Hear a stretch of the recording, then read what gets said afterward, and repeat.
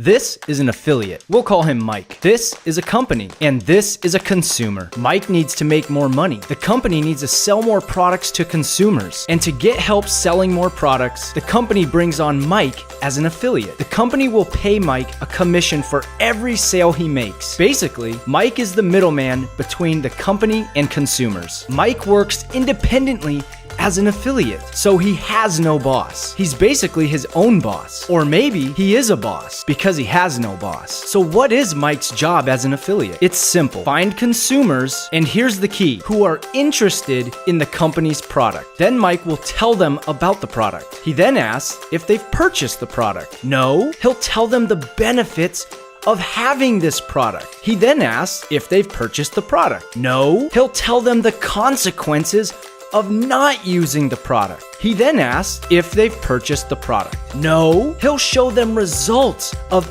other people who've benefited from the product. He then asks if they've purchased the product. Yes, the consumer made a purchase they're happy with, the company has a new customer, Mike made affiliate commissions, and Mike still has no boss.